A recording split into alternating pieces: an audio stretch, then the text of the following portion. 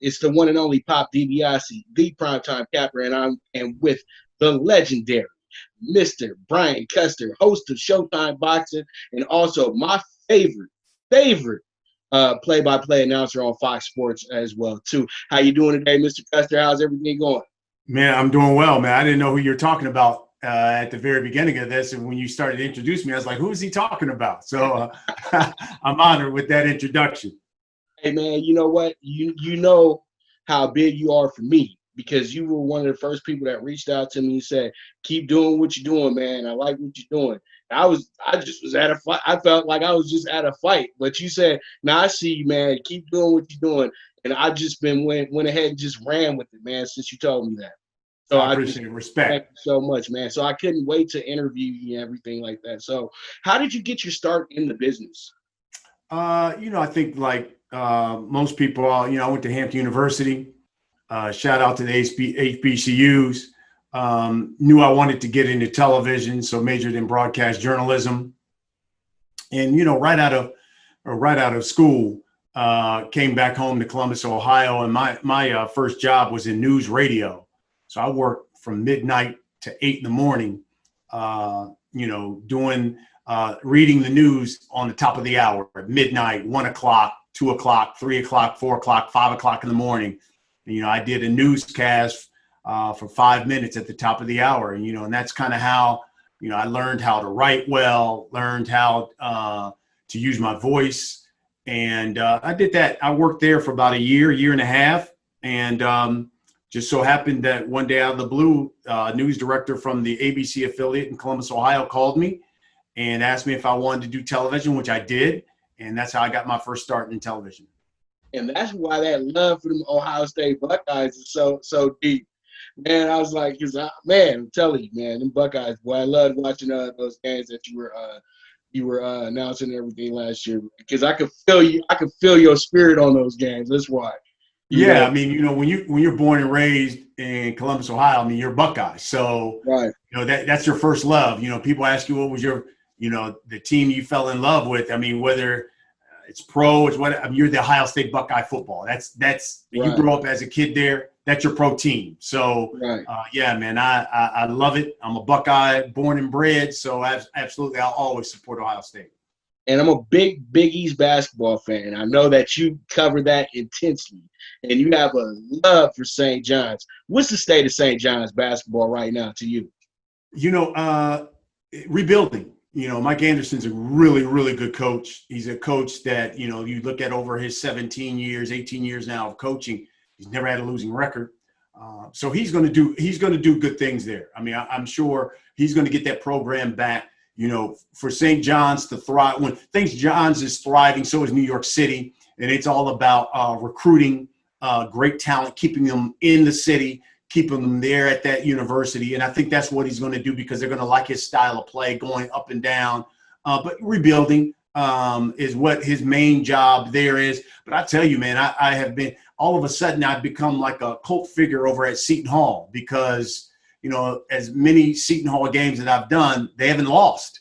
So I think the streak now is, I can't remember, maybe 4 years now. And I can't even remember the number of games. It may be like 30 games now that I've done for Seton Hall, and they have yet to lose. So it had gotten to the point where this year, before it was like a thing with Seton Hall people. Every time I would go into the arena, or if I was on the road and they see me, they'd be like, yeah, Brian's here. We're going to win.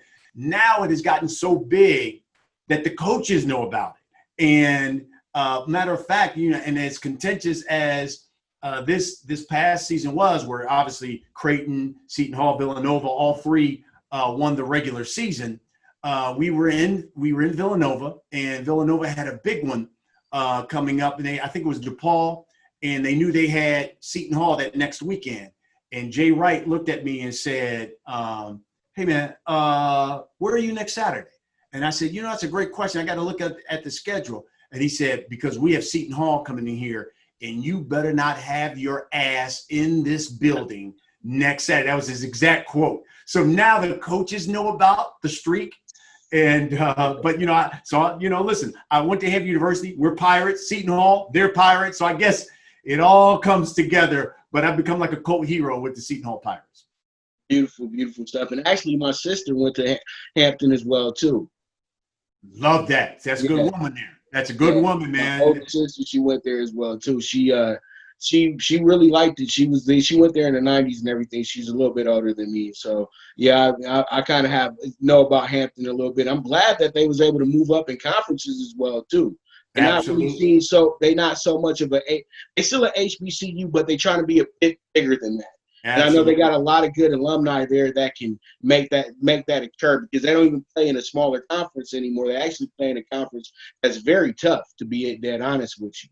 And it will make your seedings look a little bit better too. You won't just come in as the 16th, the charity game. You might get a 14th, 13th seed if the team, looked really, really good and everything like that. Now, with the return of UConn back to the Big East, how you feel about that? Do you think that's going to be huge? Yeah, I love that. I mean, because now we're getting back to the old days of the Big East. I mean, I don't think UConn should have ever left.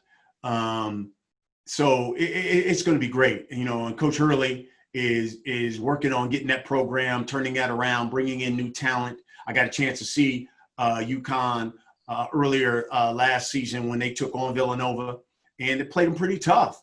They ended up losing it at the end, but it was a really tough game. And I think that's what the Big East is all about. Just, that when you're playing a Big East squad, you better strap it up because they're blue collar. You're going to come to work, and that's what UConn is all about. I think it's great for the conference. It's great for college basketball to get back those old rivalries, to see UConn Syracuse, to see UConn Nova, to see UConn Georgetown. So I think it's great. It's a good thing for the conference. It's just a good thing for college basketball overall. Beautiful, beautiful. All right. Now, I know this is a question that's probably been getting asked to you a lot because you do work very extensively in this. Do you think there will be a college football season? It's a great question. I was leaning towards yes. But then when you see the incidents that happen in Major League Baseball where you get 14 members of the Marlins who come up positive, then you got to pause. Because, even in this offseason, we've seen how some programs had to shut it down. Hey, Ohio State had players signing waivers. And what happened? In their voluntary workouts, they shut those down because some players came down with COVID. Michigan State just recently had to do that. Rutgers, you see them had to do that. I just think it's going to be really hard. You get guys hitting one another, all up on one another. The sweat that's going to be transferred, spit, everything else when you're in those trenches. And, I know the NFL is going to do away with the preseason and going to try the regular season testing every day. I don't know if you can do that in college football. And those are professionals. So, I understand they're risking their lives because it's their job. But these are students. These are college students. And when you have, let's say, an outbreak on campus, I mean, how can you keep those kids in a bubble and protect them from that? I just think it's going to be really hard. I've heard a number of coaches talk about possibly moving things and having the season in the spring. I think if we don't have it, I know we got a lot of these conferences have tried to go to just conference play to try to mitigate the travel and things of that nature. I would say if we don't have it, and let's say the season starts late, if it starts in late September, if it starts in October, if we don't have that and they just go to conference play, it would probably be something where they would play in the spring.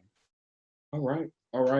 And, man, I hope so, because college football is a big, big sport, man. And, Saturdays will not be the same if we don't have it in the fall. Well, and that's the essence. I think unlike football and NFL, and don't get me wrong, you have it in the NFL, college football is all about tailgating.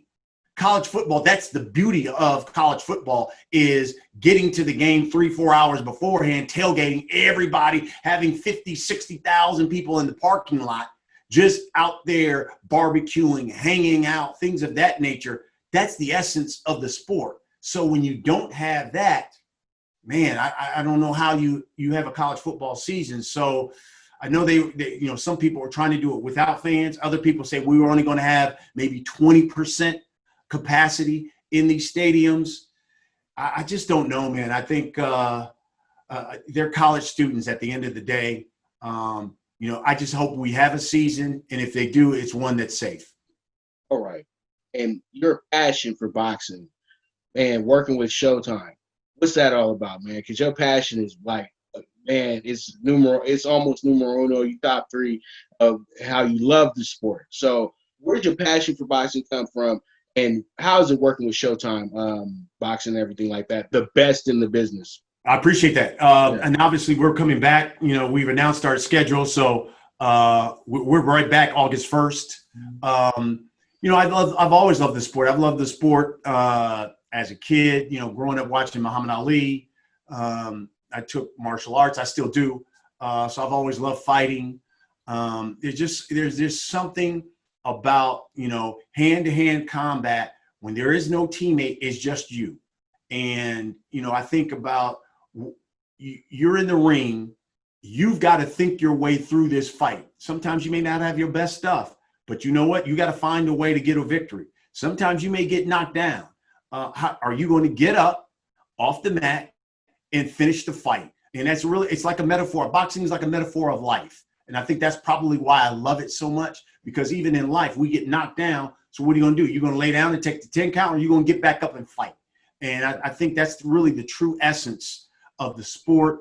Working with Showtime they're like family. I mean, I think that kind of comes across on the broadcast. I think all of us, even off the air, very close. I know our bosses, they treat us more like family. So even when we're not, even through the pandemic and things of that nature, or even when we're not on the air, we still talk just like family members. So I love it. I believe that we are the preeminent sports network when it comes to covering the sport of boxing. I think our lineup, starting August 1st and going all the way through the end of the year, shows that we're going to bring high quality fights, unlike other people who've come back. And I think that's what separates Showtime Championship Boxing from the rest. I mean, it's a great network. I got nothing but great things to say about them, because, you know, I think the ultimate respect I can give to the network is that they treat us and we treat each other like family. Okay. Now, I know I'm not going to say you're a big fan, but you are very high on Deontay Wilder, just like a lot of us are, like myself. What chances are you giving him in the third fight? A lot. I mean, I think it's a true test of a fighter when your back is up against a wall. I mean, he's seen nothing but success, and rightly so, because he's worked hard at it, especially for a guy who came into boxing late in life, unlike other guys who may have started when they were 5, 4, 6. Deontay was, damn it, 20 and teenager, and was just, had a young daughter who had spina bifida. He had medical bills. He was just trying to find a way. He was a delivery man on a truck. He wanted to be an athlete. He wanted to be a basketball player, wanted to be a football player. And then all of a sudden he was like, I got to help pay these medical bills. What am I going to do? Goes into a boxing gym. It's like, oh, that was one heck of a workout. Next thing you know, he's in the Olympics, wins the bronze medal in the Olympics, and boom, becomes a top contender in the heavyweight division, and then the heavyweight champion of the world.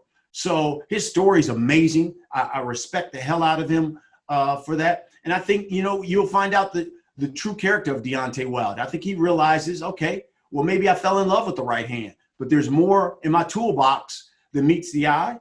And I think that's what he's going to have to show in that third fight with Tyson Fury, because, that Tyson Fury is going to come into that fight very confident. He's already tasted his power. He's already had a victory. So Tyson Fury feels like he's got nothing really to worry about. I think Deontay Wilder realizes, okay, you know what, maybe I fell in love with the right hand too much. And maybe I need to get back to using my length, using my jab, moving a little bit more, giving some head movement. And I think you'll probably see the true test of Deontay Wilder in this third fight with Tyson Fury, because I think it's going to be a heck of a fight. Fury's a really good fighter. He's going to use his feint. He's going to move, and he's shown he's got power too. So it's going to be one heck of a clash, and I think it'll bring out the best in both fighters. I totally agree. And, I'm Deontay all the way in that one, man. I know a lot of people don't want to hear that, but at the end of the day, I just really feel like Deontay, this is the biggest motivation he's ever had in the ring, stepping back into this fight. And when he's motivated, he's very, very tough to beat. And we've all seen this, in that right hand. That right hand literally had like every media guy, football guys, basketball guys talking about it. It's leading up to that fight. So Deontay Wilder, you've done a great job of making sure your name is known all across this nation as well, too. That's all I want to throw out as well. well too. Because you know how Fury always says, "Don't nobody know who he is," but a lot of people know who he is. Yep. And they know who that right, and they know what that right hand is too. You're right. It is what it is. Now, I did take part in the press conference with you guys the other day. I wasn't able to ask any questions or anything like that. But how are you feeling about these pay-per-views? First, the Charlo pay-per-view, and then the Tank Leo Santa Cruz pay-per-view. I think that one right there could be the fight of the year right there. Sneaky. But let me just say this. You know, I can do a little previewing here for everybody who's watching this podcast. You know, I have a podcast myself called The Last Stand Podcast with Brian Custer, interviewing the Charlo twins, both of them today, interviewing Gervonta Tank Davis tomorrow. So be on the lookout because we'll drop those episodes with the Charlo twins and Tank here in a couple of weeks. Make sure you subscribe to the Last Stand Podcast on YouTube. We're on Google, Apple, Spotify, all of those platforms that stream podcasts, so you can listen to it as well. I think with the Charlos, I think it's unique what Showtime is trying to do. For one price, one day, you're going to get 6 fights, 6 quality fights. And I think that's the biggest thing that Showtime said why we took our time coming back, whereas other people rushed back, whether it be the top ranks, whether it be the zones, you know, they rushed back just to get back on the air. We wanted to come back, but then come back and say, okay, let's make sure that we give boxing fans high quality fights. Or as I, said, I call them bangers. You know, I like to keep it more hood. Right. So that's what we got from top to bottom. So you got the Charlos where you get one Charlo headlining the afternoon, but you still get 3 fights. I think there's Brandon Figueroa in the co-main of one of those fights. You've got heavyweights starting it off in one of those fights. And so let's say the day starts at, 3 o'clock. So from 3 to 6, you got nothing but great fighting. Then we give a pause there and we'll show some features, things of that nature, allow us to go to the bathroom. And then we start the next 3 fights. And once again, you get 3 more fights. I think they're in the other Charlo.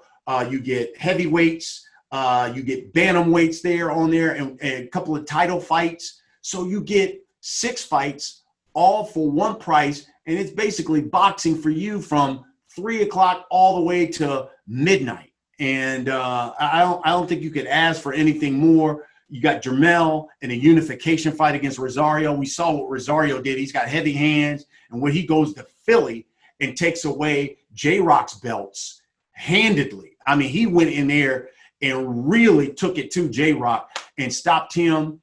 So you're going to have that. And listen, all of a sudden you'll have a new top dog at 154 because that winner will have 3 of the belts at 154. And then you've got Jermall. Everyone's been wanting to see Jermall as a middleweight in a big-time fight. So now you got him against Sergey Derevyanchenko, who fought Daniel Jacobs, really close, and who fought Triple G, really close. And a number of people thought he beat Triple G. So it's going to be a really good fight. He's a tough fighter. Andre Rozier's his trainer. He's got him hungry. He feels like he was robbed against Triple G. So I think it'll be a really good fight for Charlo. If Charlo can stop him, because Derevyanchenko has never been stopped, that would be quite a feather in his cap because Triple G couldn't do it. Daniel Jacobs couldn't do it. And if Charlo displays that kind of power, I think that's the kind of power that will all of a sudden convince, whether it's the Canelo, whether it's the Demetrius Andrade, it's time for you guys to hook up and fight. Hey, I totally agree. And I think both those fights right there are just the price of admission, man. They are just so worth it. And they have to be on pay-per-view the way that it's set up as well, too, in my opinion. And you talked about Tank. I mean, Tank's fight is great because, again, he's another guy who everyone loves him because they call him the little mini Mike Tyson. We already know he sells out arenas. I mean, when we did his fight in Baltimore, sold the place out. When we did his fight in Atlanta, which is his second home there, 20,000 people. He sells out the arena that the Atlanta Hawks are playing. So, that fight is going to be later in the year. Who knows where we will be with this virus. Maybe we'll be at the point where fans plans right now is to have all of our fights at the Mohegan Sun in Connecticut.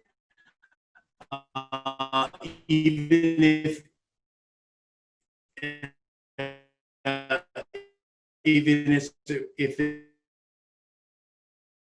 he's just all action. Basically, has not been beaten except for that one loss to Carl Frampton. And he's a guy who's going to come in, is going to throw a billion punches at Tank. So Tank's going to have to be good in conditioning.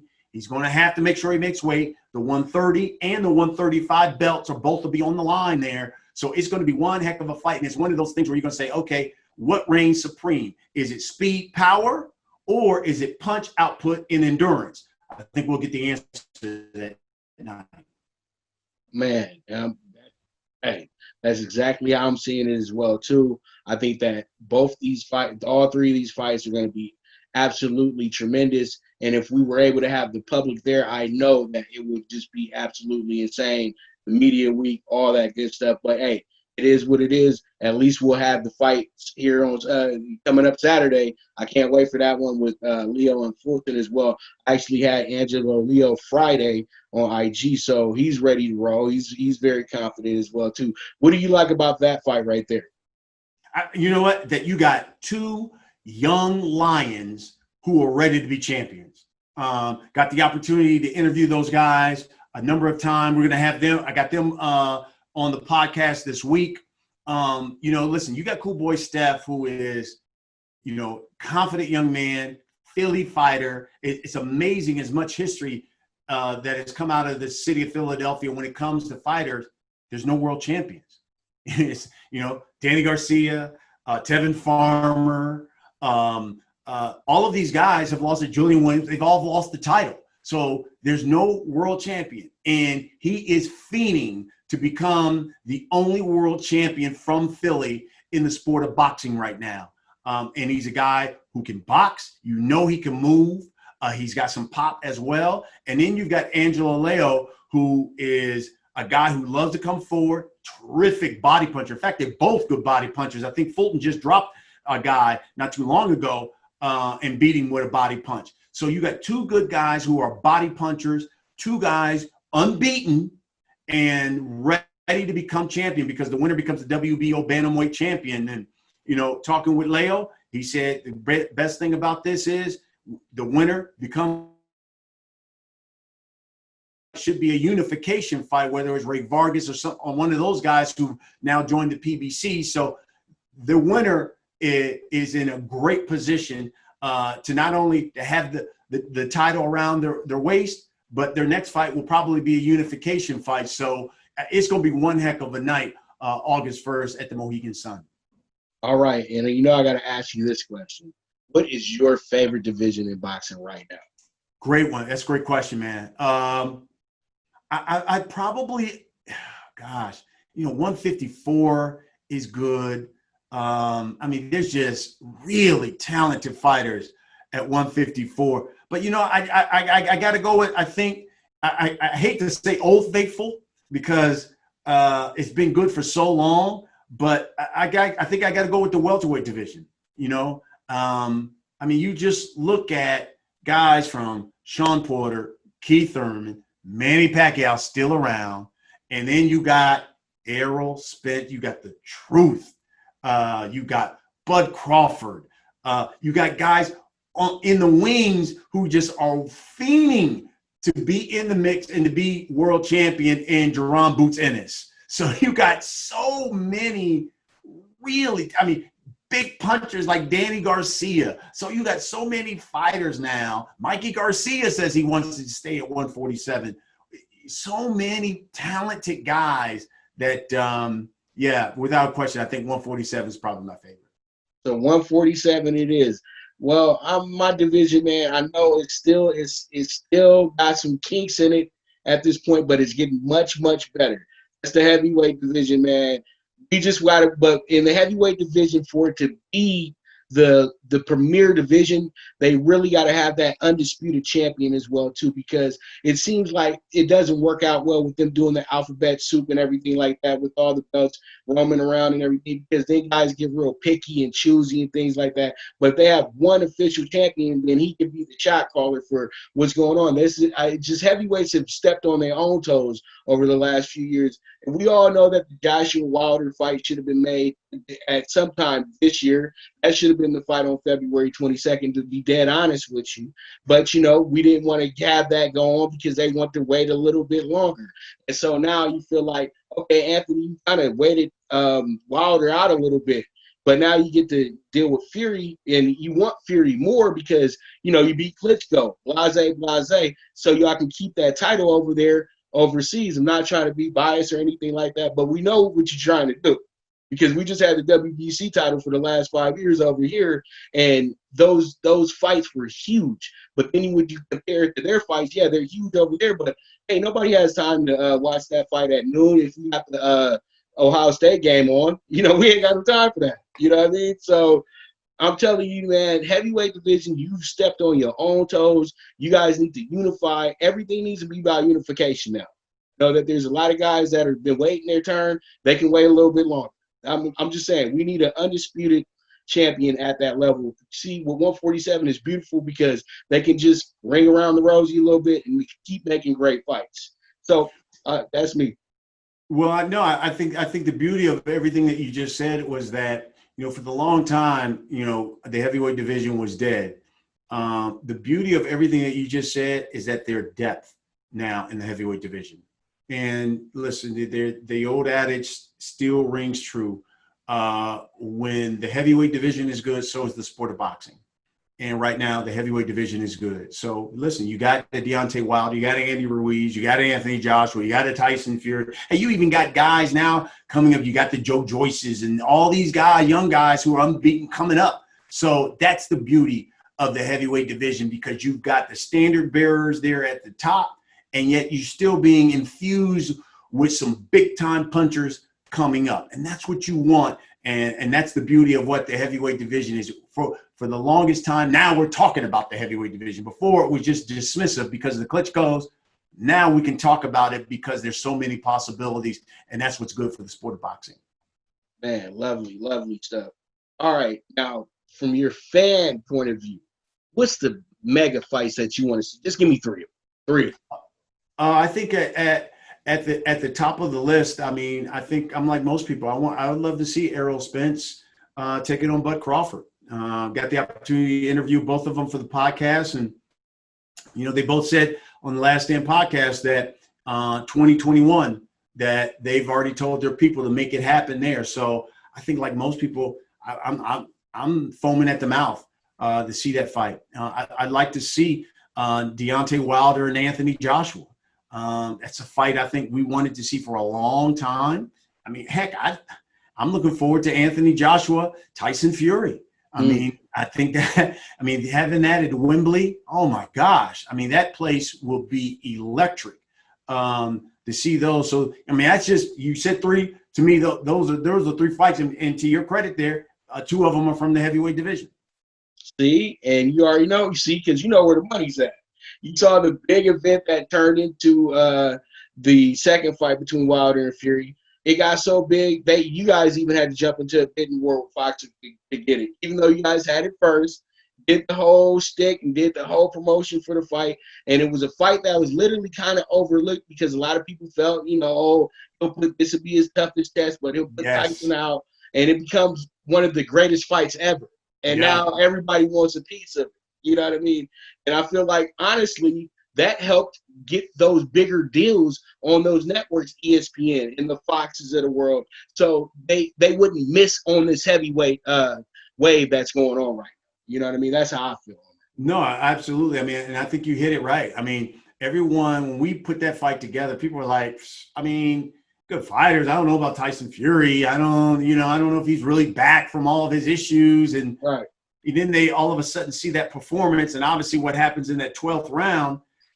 Let's be honest. Fox threw a boatload of money into this fight, And obviously ESPN having now the rights with Fury, they went and gobbled him up after that fight. I mean, Fury was a free agent basically.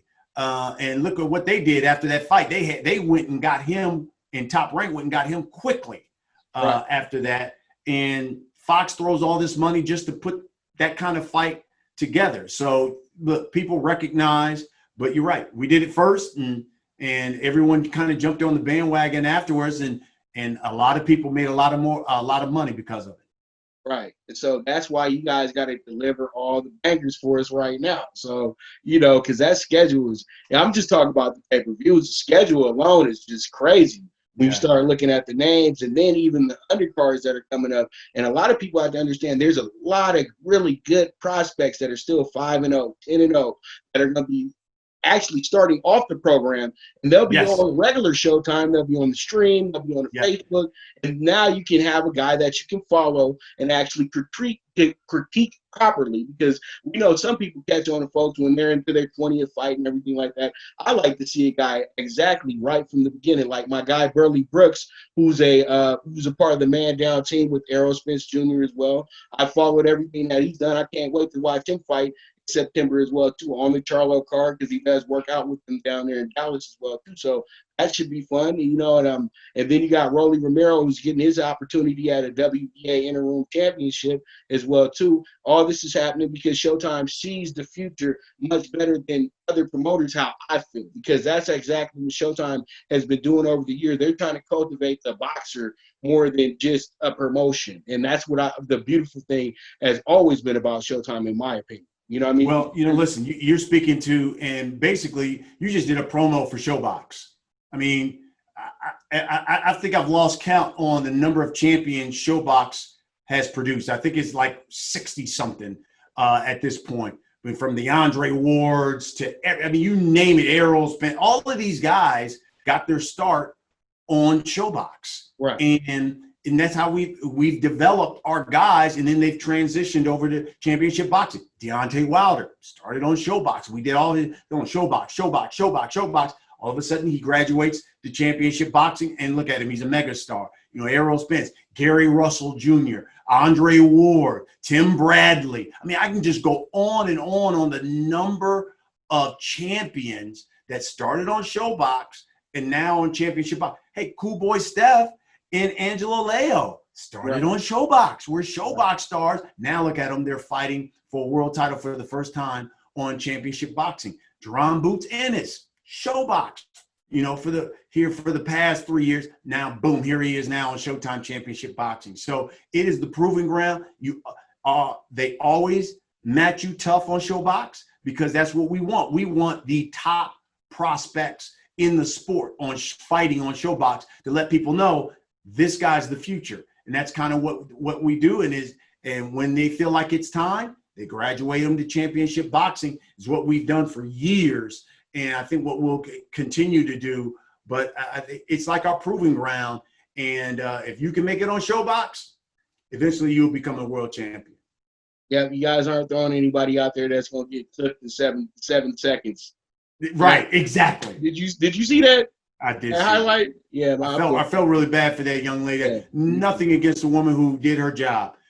She did her job, but I just felt like that was bad matchmaking. You could see at the start. I mean, when the woman came out, she was scared. She was holding her gloves down like this, and I mean that's just bad matchmaking. It's one of those things. It's great. It goes viral, but it's bad for the sport. You don't want those kind of matches because that young lady could have seriously been hurt. Right. And then you got to deal with other issues that you don't want to deal with. Now, one last boxing question, then I'm going to jump into the NBA on you. I know everybody's talking about it. I'm going to ask you about it. Mike Tyson, Roy Jones Jr., 8-round exhibition. What do you think of that? Look, I mean, excitement, it brings people to the sport. I know there are a number of people saying, hey, it's bad for boxing. You get these guys, one's 51, one's 54. Why do two guys who are over 50 can garner more excitement than maybe some regular fighters, things of that nature? Listen, if if it brings the casual fan to the sport that we love, you know what? It's on us to keep them. So, okay, if it takes Mike Tyson and Roy Jones Jr. to get in the ring to bring the casual fan to the sport, now it's up to us, as we're doing this weekend, to have high quality cards where people watch and say, wow, I just learned something about this kid. I like his story. Wow, he just became a world champion. And it's up to us to keep that casual fan hooked on the sport. Maybe that casual fan will watch the fight and be like, wow, that was entertaining. I think I'll watch more boxing. You know what? We've done our job. So, I know there's a lot of people who have written bad about it, and they have their reasons, and hey, they're valid. But I also say there's an upside to it, and that is I know a lot of people are going to be writing, watching, and it's up to us to capitalize on that and to keep them watching the sport, even if they haven't seen it in a long time. I totally agree. And at first I was kind of like, man, I don't know if they're going to be able to do this, blah, blah, blah, because they need a crowd. But I said, well, when you think about it, if they put it on pay-per-view, there's going to be a ton of people that will buy it on pay-per-view as well, too. So there doesn't really need to be an audience there. But if they want to make a big pay-per-view grab for it, they absolutely can. And I know this is a great promotion, as you just said, for the sport moving forward. Yes, there are older boxers and everything like that, and people would love to dream and wish that they could still fight at the top level. But we all know this is just for entertainment. This is for some charity. This is just to kind of just, cheer the people up a little bit. It's been a down year, so why not? You know what I mean? That's how I feel with this situation right now with RJJ and absolutely. I just hope they're safe. That's the most important thing. Keep them safe. Yep, that's what I'm on as well too. They said no headgear too, so we'll see how it goes. Now, who wins the NBA title this year? Who's gonna win it? Who's gonna win the bubble?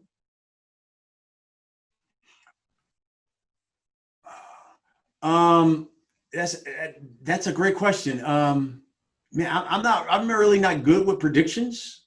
So for me, I think, and I know it sounds kind of corny or cheesy. I just always want the fans to get their money's worth. To me, as long as the event is exciting, as long as it delivers what it promises, the fans win. And so I'm more like that. As long as it's an exciting event, it's an exciting fight, and it delivers, I think that's all you can ask for. And who wins MVP for this season to you in the NBA?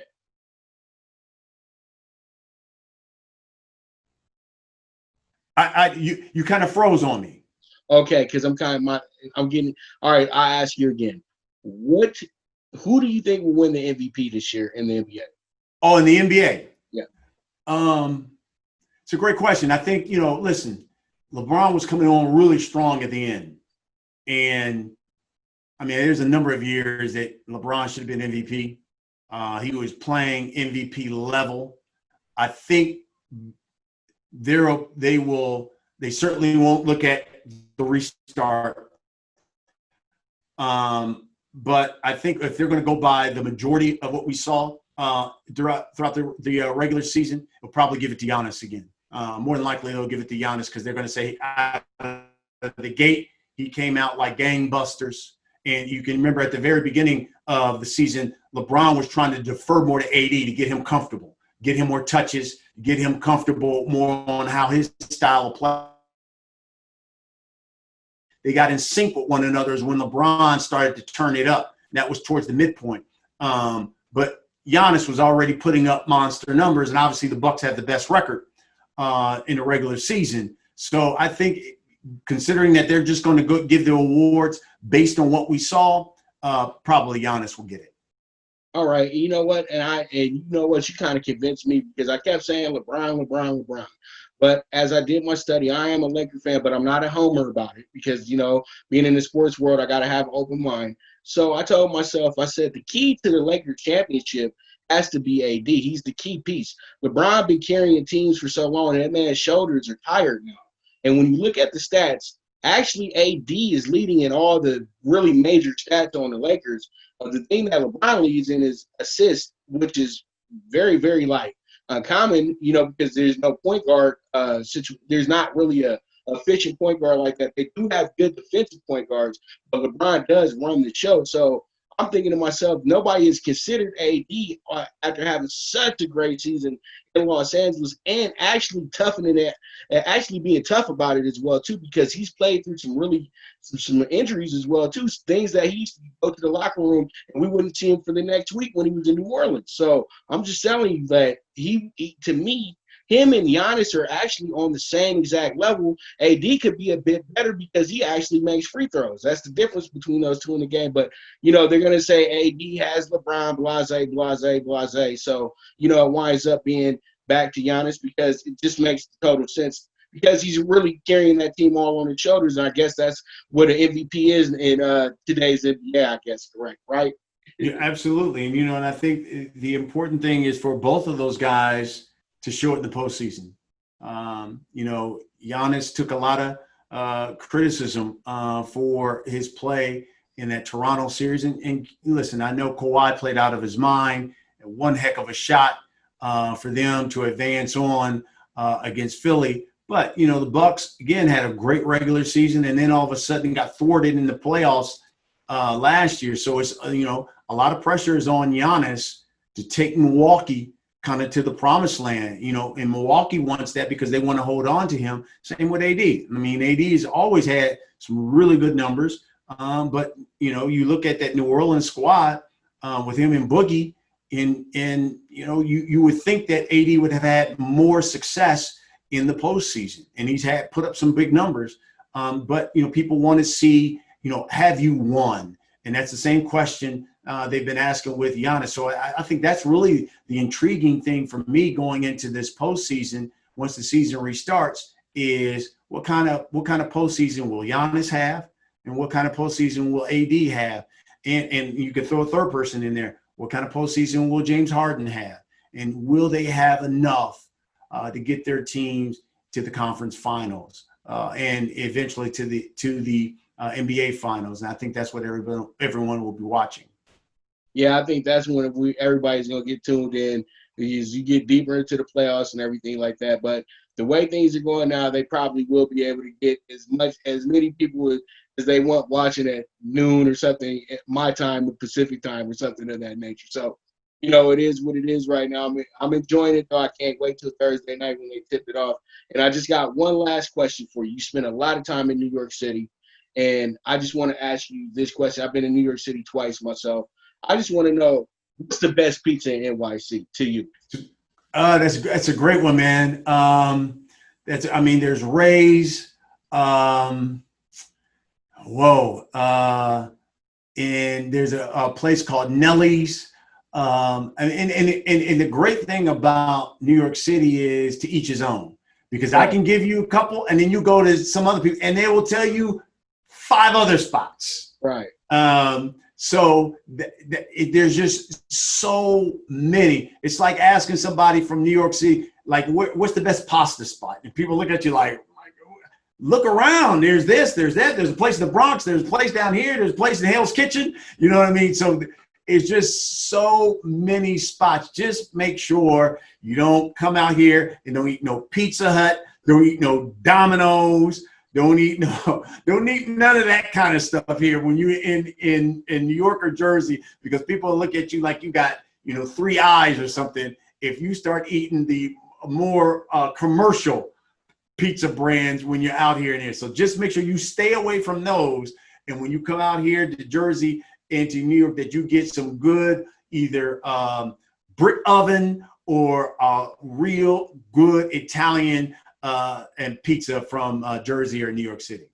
Right, and make sure they only have 2 seats in there too, because it has to go, right? Right. If it got 2 seats in there, it's fire. You gotta fold it. You fold, then you eat. You know what I mean? Don't be having that like this. You fold it, then you eat it. Right, exactly. Well, I'm not going to take up too much more of your time. We actually went a little over, but hey, we were having a great conversation. I thank you so much for your time, Mr. Custer, the legend himself. I'm so happy I was able to interview. Hopefully we can do this again. And man, it's your boy Pop DiBiase signing out for Fanatics View.